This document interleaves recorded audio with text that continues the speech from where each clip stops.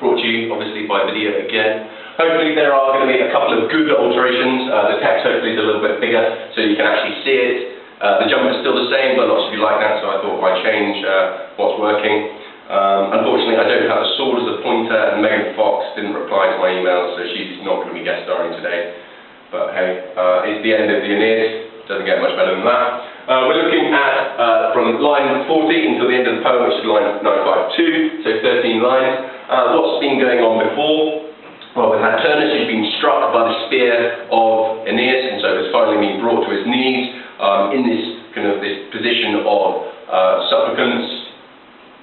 Yes, supplicance. And he has then made this speech to Aeneas, kind of saying, look, okay, you won. Everybody has seen that you've beaten me.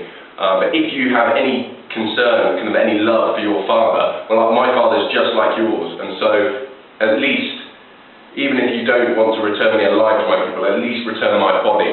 And we have Aeneas who's standing there, fierce in his armour. But as we see, we have et iam iamque, now and now, Margis, and more, the sermon, the speech, i.e. the speech of Turnus, Coebrat, had begun to lectura, to change, to bend him who is contantem. So this time it's Aeneas. So he started to be affected by the speech of Turnus. All of this is happening when the infelic Vortius, the unlucky sword belt, appeared, apparuit, on his alto umero, his high shoulder, and the sword belt, the cingula, it shone, fulcerant, with its notis bullet, its known studs of the pueri palantis, of the boy Pallas. So obviously this is a reference to the sword belt, which was taken from Pallas. Pallas, who is the son of a Banda, who is fighting alongside Aeneas, but is killed cruelly by Turnus, who boasts over his death and takes and then puts on this sword belt, which is obviously a most heinous crime. And Pallas is described, that we've got, whom Turnus had laid low, and Pallas is described as victim, as conquered by a Woonerat as well.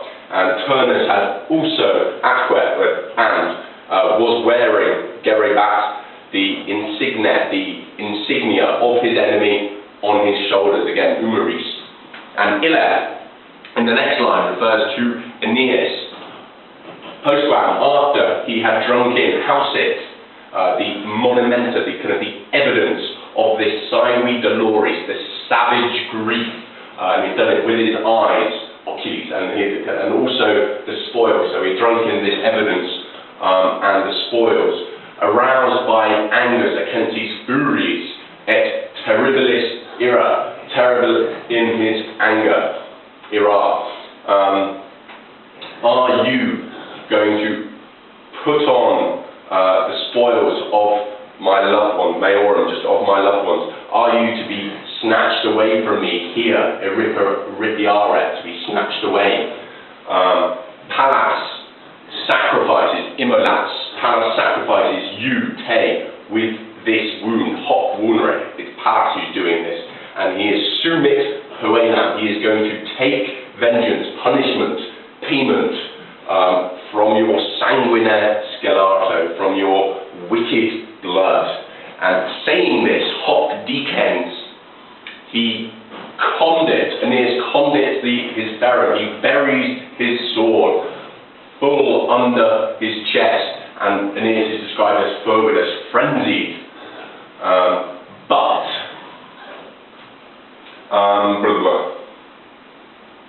But his limbs are loose with so remember, limbs are loosened with cold, and his life flees, fugit, and it's described as indignati, his indignant life, his spirit, his soul, flees under the shadows, so down into the shadows, with a gemetu, with a groan.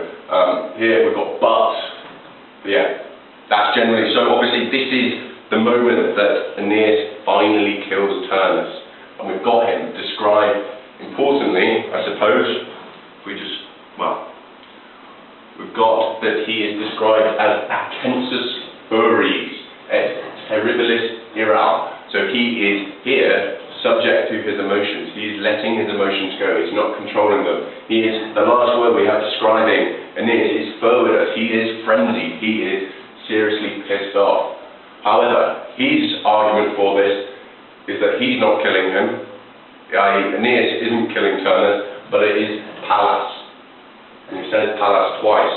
Pallas sacrifices you with this wound. It's Pallas, and he is taking vengeance, payment, i.e. it's completely justified. It's payment for what Turnus has done. We have that he buries the sword and it's full under his chest. You can translate adverso, right up to the hilt, i.e. it's not just a small part of the sword, it's the whole thing, right up to the handle.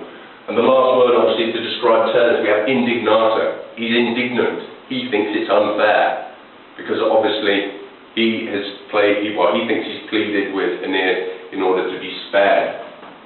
House it. He's drinking in this with his eyes. He's standing there, he's pausing, and he's taking it all in. So it seems almost as if it's not a rush action, but he's drinking it and he's weighing in his different possibilities of what he might do.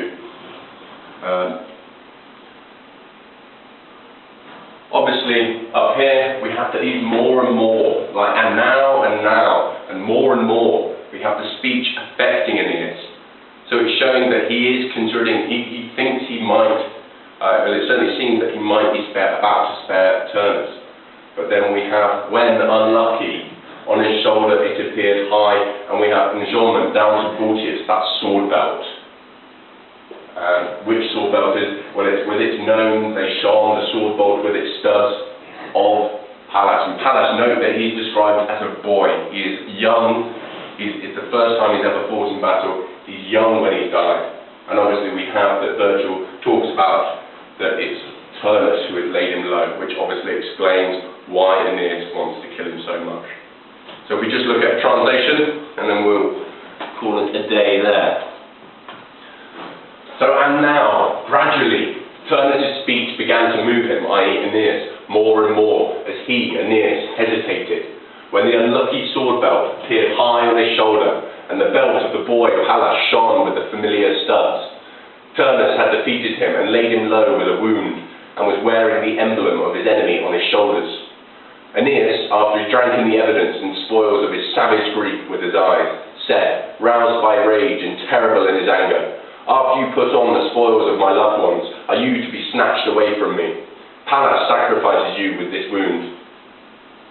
Pallas exacts vengeance from your wicked blood." Saying this, frenzied, he buried his sword full into Turnus' chest. His limbs were loosened with cold, and his indignant life fled to the shadows with a groan. Okay, this obviously ends the poem. There is no more. We don't find out what happens. Does Aeneas return Turnus' body to his people? We don't know. Like in Book 10, when Aeneas kills Lausus and then regrets it, is that what we get after this?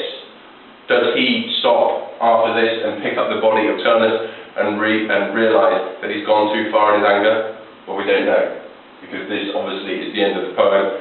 We are left to think about all of the different permutations ourselves.